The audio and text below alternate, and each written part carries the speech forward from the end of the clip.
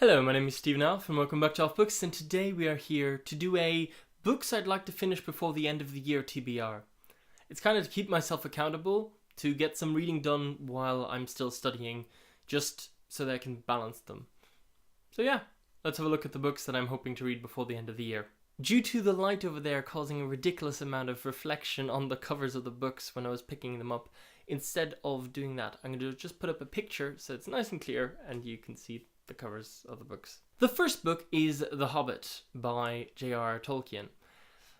I've mentioned this book before. I think it was July or June. I put up a video which was 10 books I'm currently reading, and that book was one of the books in that video. So I'm still reading it, and I really want to finish it before the end of the year, just so that I could finally finish it, because it's really good. I just haven't had time to, with all the other books that I'm currently reading, just get through to that one.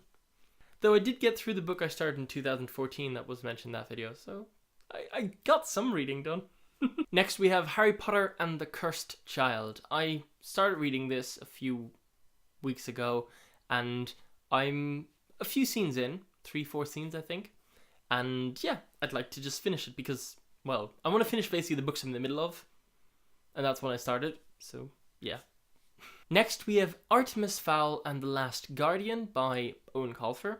This is one that, well, it's the last book in the series, so I want to finish off the series, and, well, finishing it off before the end of the year just seems like a good idea. Next we have a book by Aesop. Aesop? I'm never sure how to pronounce A-E. So, a Greek poet who writes in prose, and the book is called The Dolphin, the Whale, and the Gudgeon. I don't know what that is. Well, I'm looking forward to reading it. He's a poet that I quite liked when I was back in secondary school.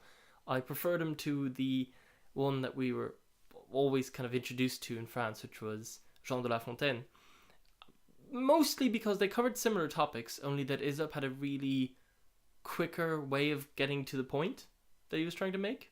The moral of the story, just, it was faster, and back then that's what I preferred, and I still really like it. I just like the way it's written. I'm looking forward to reading that and seeing what else he has to offer. Next we have another book which is the last in a series, which is United as One by Pittacus Lore. It is the last book in the Lorien Legacies series, another series that I'd like to finish so that I can move on to other books, other series. I don't really want to start a new series if I haven't finished the ones I'm currently in the middle of. If I'm in the middle of a standalone or something like that, it doesn't really matter.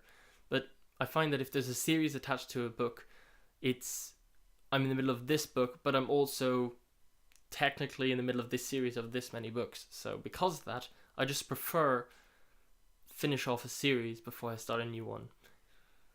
Don't always keep to that, but I try.